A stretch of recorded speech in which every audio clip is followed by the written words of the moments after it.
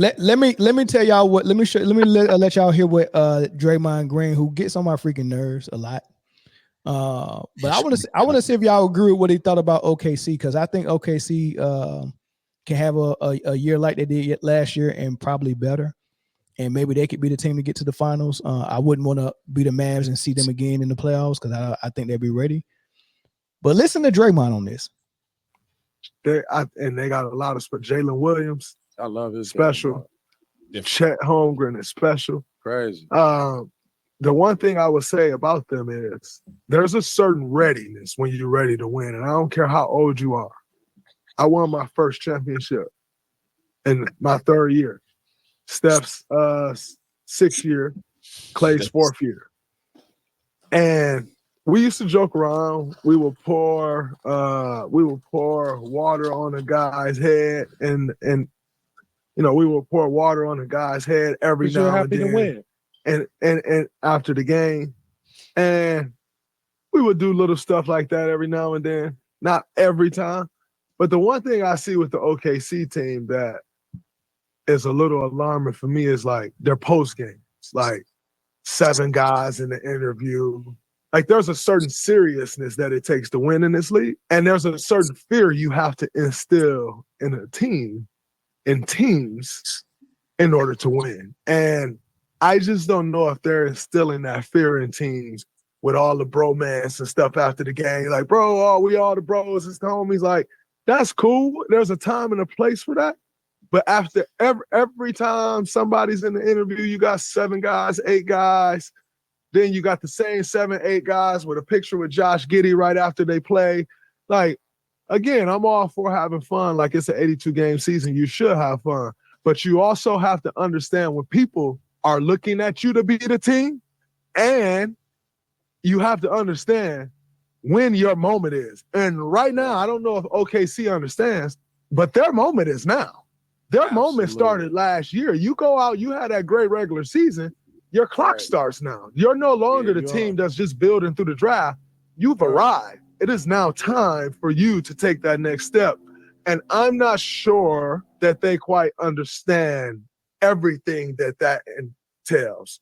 They understand the play. Them boys special. Like, they get out there. They can hoop. They go. They winning. It's another level. Britne, Zoe.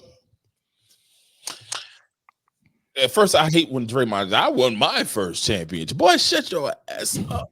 He talk like he got a mouthful of spit. Crazy, dog. That made me. I won my first. It almost made me not want to listen to anything else that he said, but I'm glad I did, honestly, because I do think there is a point to what he's saying. I think that it's not completely false. I do think that he made a great point by saying, I don't know if they fully know what it entails. They can't. They haven't won yet. So they haven't experienced and know exactly what it takes. And that's a super duper young team.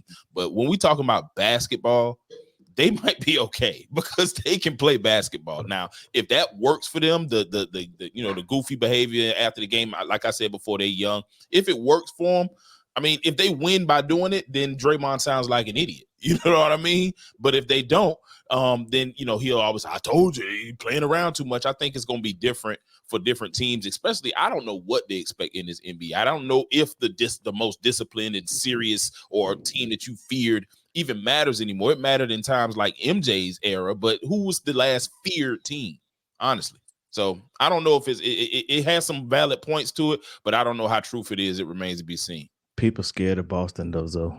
Okay, now that they're a little bit scary right now. They're a little bit scary, and they know what it takes to get there because they got there. Have y'all seen the post games? Yeah, I started watching it last year. Last year they was doing it. I mean, it's just camaraderie. It's the same thing before the game when LeBron got a handshake with everybody. You know what I'm saying? It's just they said, look, man, no one's gonna get the spotlight on here. We're a team with a dog pound, and we all go do the interviews together. You remember when they went to somebody's high school, retired their number? They all went to the game. Was it Chet? I think it was Chet. Chet Holmgren. It might have been Chet Holmgren. I think it was Chet. His high school retired his number, and I think he's in Indiana, and they were playing the Pacers, so they all went to the game together.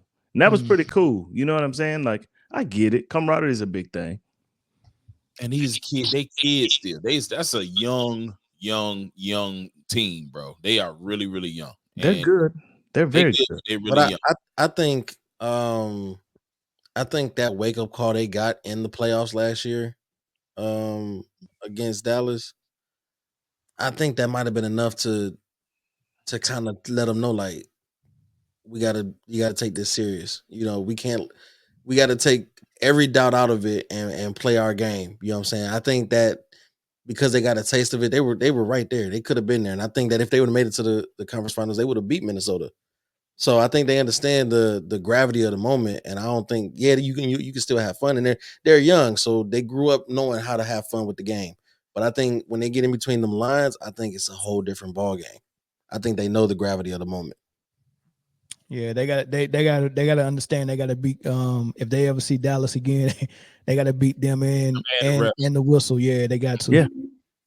And the thing about Dallas, and I think it helped Dallas a lot. You brought in a guy who got multiple championships, and he can kind of guide them in the right way, like how we need to win this. You know what I'm saying? And I think it's going to be, it's going to be a whenever they play. Like when they're here in Dallas, I'm going.